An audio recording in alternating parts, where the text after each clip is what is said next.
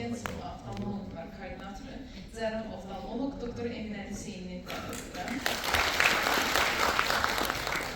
klinik qərar vermə dəstəyi üçün Azərbaycan dili terminologiyaya uyğunlaşdırılmış ChatGPT 5.0 modeli əsasında çalışan süni intellekt asisti olan oftalmolog asistinin imkanları və perspektivləri mövzusunda çıxışlar.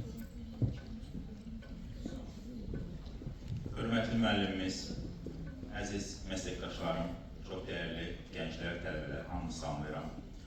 Fürsətdən istifadə edib, bugünkü gözəl bir konferansın ərsəyə gəlməsinə zəhmət etmiş hər kəsə özlərini təşəkkürümü bildirirəm. Hər zaman bu cür gözəl tədbirlər təşkil edin, səsiniz daha ucalardan gəlsin, uğurlarınız davam olsun.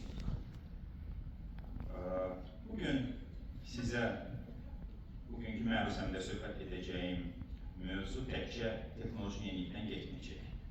Diqqətinizə çatdıracağım və təqdim edəcəyim bu layihə oftalmolog olmaq istəyən tələbələrimizin gələcək peşə qabiliyyətinə və iş qeydiyyətinə birbaşa təsir edə biləcək bir vasitədir. Futurologların proqnozlarına əsasən 2030-cu ilə qədər hər bir insanın özünün şəxsi süni intellekt hakimiyyəti olacaq və bu proses artıq başlayır. Məsələnin vacibliyinin və aktuallığının daha bir göstəricisi Azərbaycan Respublikası Prezidentinin 2025-28-ci illər üçün süni intellekt strategiyasını təsdiq etməsidir.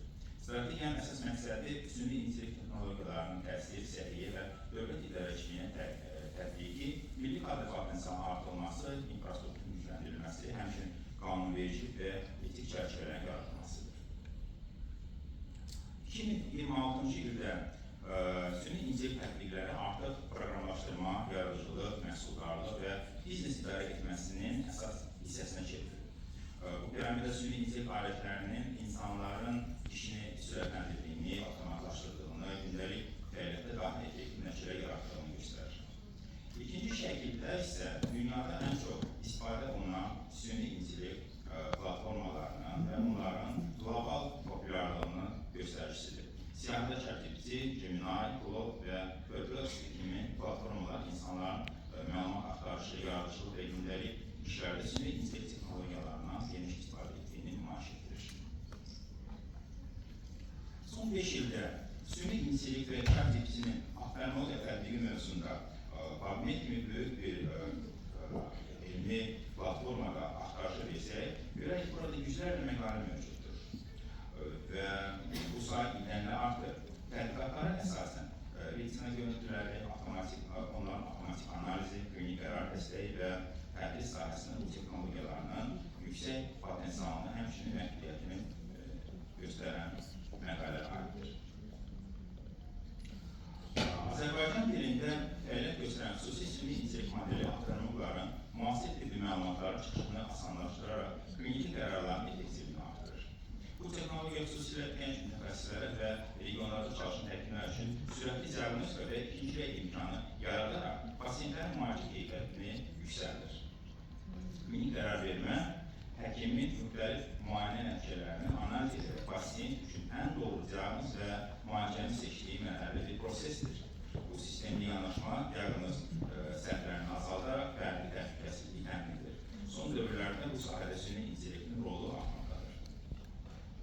Deyilənləri nəzərə alaraq, Azərbaycan dili oftalmoloji terminologiya uyğunlaşdırılmış ChatGPT platformasında yaradılmış ilk süni intellekt aləti olan oftalmoloji asisti diqqətinizi təqdim etmək istəyirəm. Fundus, OST, biomikroskopiya və digər şəkillərin analizə həyata keçirilməsinə həkimə dəstək verir, ehtimal olunan diaqnoz və diferensial diaqnozu təqdim edir, beynəlxalq oftalmoloji protokollara əsaslanan göstərilər verir, ancaq həkimin qərarını əvəz etmir, yalnız dəstək vasitəsidir. Oftalmoloji asistin istinad etdiyi ədəbiyyatın bir hissəsini bu vasitələr təşkil edir. Chatbotun əsas səhifəsini diqqətinizə təqdim edirəm. Görünür sistemin daxil olarkən. ChatGPT ümumi süni intellekt modelidir. Oftalmoloji asist isə beynəlxalq oftalmoloji protokollara əsaslanan oftalmologlar üçün nəzərdə tutulmuş Azərbaycan dili terminologiya uyğunlaşdırılmış klinik asistentdir. Oftalmoloji asist həm tədrisdə, həm digər klinik praktikada qərar verməni dəstəkləyən, yeni tibbi müddət uyğunlaşdırılmış, yüksək dəqiqlikli vizual analiz bacarığına malik bir klinik yardım aletidir. Rezidentlərin daha sürətli və doğru təcrübə qazanmasına, həkimlərin isə gündəlik iş yükünün azalmasına kömək edir. təsir son 10 il ərzində cəmiyyətimizdə baş verən dəyişikliklərin təzahürüdür. Zaman amansız axınında insanların bir-birinə olan ilişki bağlılığını və səmimi münasibətlərini tədricən dəyişərək yerli sırf rəqəmsal tənhalı verilməsinin kədərli bir dildə təsir edir. İnsanın ruhunun illər keçdikcə qazandığı yaralar və boşluqlar artıq dost əllə deyil, quru alqoritmlər və süni intellekt aləti ilə olunmağa çalışılır. Süni intellekt dövründə aktarılmış təhsil də dəyişikliyə məruz qalacaq. Bu dəyişikliyin mərkəzində isə avtomatik kimi modellər dayanır. Avtomatik tədrisi sürətləndirən və tibbi bilikləri strukturlaşdıran yeni dövrün interaktiv avtomatik təhsil platformasıdır. Bu sistem elmi kontenti standartlaşdıraraq imtahan hazırlığını sistemləşdirir və gənc mütəxəssislərin klinik qərar vermə bacarığını gücləndirir. Bu ailə klinik situasiya simülyasiyaları, addım-addım diferensial diaqnoz təlimi və patoloji proseslərin vizual izah vasitəsilə rezidentin bilik səviyyəsini uyğun ixtisaslaşmış tədris imkanları təklif edir. Avtomatik müasir dövrün məlumat çoxluğunda həkimi yormadan bütün kitab, məqalə və protokolları vahid interfeyslə birləşdirərək süzgəcdən keçirilmiş şəkildə təqdim edilir. Sistem İqon PDF sənədlər əvəzinə protokollara əsaslanan dəqiq cavablar verir və Amerika Akademiyası Akademiyası, Avropa Qlobal Cəmiyyəti və Beynəlxalq Akademiyası Şurası kimi müxtəlif mənbələrin yanaşmalarını eyni anda müqayisəli şəkildə göstərərək sürətli qərar qəbul etməyə imkan verir. Bu sistem imtahan mövzularının da effektiv qərar olunmasından və sokratik metodla sualcaq təmin edən qanunluqlar əsaslanan klinik senaryo vasitəsilə hər tərəfli hazırlıq limiti yaradır. Avtomatik həkim tərəfindən yüklənən məlumatlar analiz edərək uyğun diaqnoz və tövsiyələr təqdim edir, lakin yekun tibbi qərarın verilməsi yenə də birbaşa həkimin öhdəliyinə verilir. Bir video göstərmək istəyirəm sizə.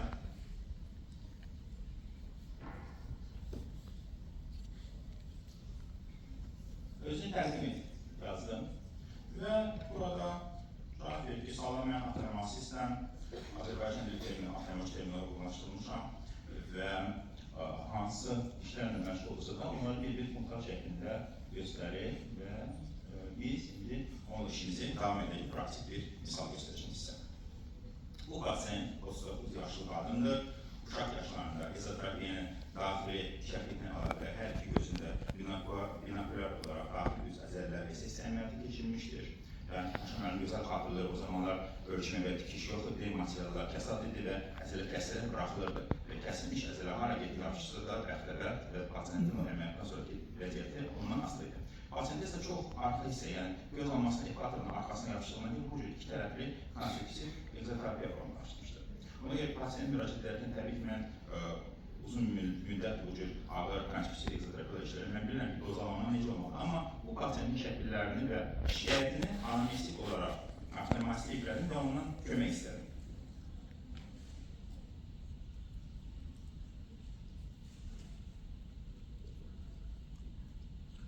Və bu cür vəziyyətlərdə hər zaman ikinci rəyə, ikinci konsensusa ehtiyac duyulur və belə bir alətin əlimiz altında olması bizim üçün bir köməkçi vasitədir ki, ikinci bir rəyə görə bizə nə bildirir. Və şəkillər yüklənərkən çox o protokollara əsaslanaraq açıq və səlis Azərbaycan dilində terminoloji cəhətdən və aydın şəkildə izah edir ki, 90 dərəcəli prizmatik terapiya, egzotropiyasına xarici şəkli olan pasiyenti əməl etmək üçün ən azı hər iki daxil düz əzələ önə çəkilməlidir 8 mm və yaxud da ki, bayır əzələ 10-12 mm gerilənməlidir və bütün əlavə vacib məqamları qeyd edir, alternativ iç texnoloji haqqında, diferensial diaqnozlar haqqında məlumat verir. Yəni, bu həkim üçün çox böyük bir dəstəkdir. Başqa bir nümunə, bu artıq göz xəstəliyidir, tural sahəsidir. Tural yəni ki, baxan gibi mütəxəssis olan çox gözəl bir problemlərdir. Bu pasiyentlər 44 yaşlı kişi bir həftə əvvəl hər iki gözünün görmə qabiliyyətinin azalması ilə bağlı şikayətini müraciət edibdir və onun gözlüyünün oksitəsinin diqqətini təqdim edirəm. Və bu vəziyyətdə də yenə həmin o şəklinin bir yerdə avtomatik yükləyirəm və ona kömək istəyirəm. Və bizim ona sistemini yüklədiyimiz biliklər əsasında və özünün mübarizəsi əsasında bizə məlumat verir ki, yüklədiyimiz şəklə əsasən bu pasiyentdə ən çox ehtimal olunan diaqnoz mərkəzi seroz polilis pnevmoniyadır və sonra ardıcıl olaraq mərkəzi seroz polilis pnevmoniyanın nəyə görə daha çox ehtimal olunur, hansı diferensial diaqnozlar həyata keçirilməlidir və hansı ağırlaşmalar verirlər və s.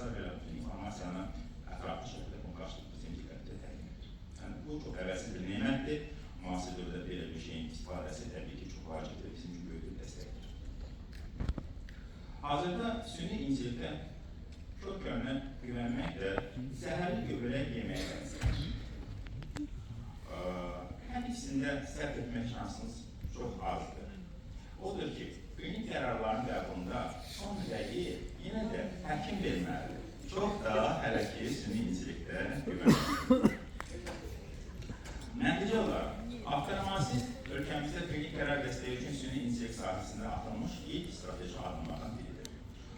Bu alət istər paytaxtda, istərsə də regionlarda artırmış xidmətin keyfiyyətinə real təsir göstərə biləcək, həm geniş, həm də daha təcrübəli həkimlər üçün mühüm tədris və dəstək platformasına çevrilir. Diqqətinə görə təşəkkür etmək istəyirəm və avtonomasını işləmək istəyən bu qrantolustan etmək bir borç sistemə daxil ola bilər və ya bu Google avtonomasiyası yazmanız kifayətdir ki, o sizi layihənin səhv etmək vaxtsındır. Təşəkkürlər.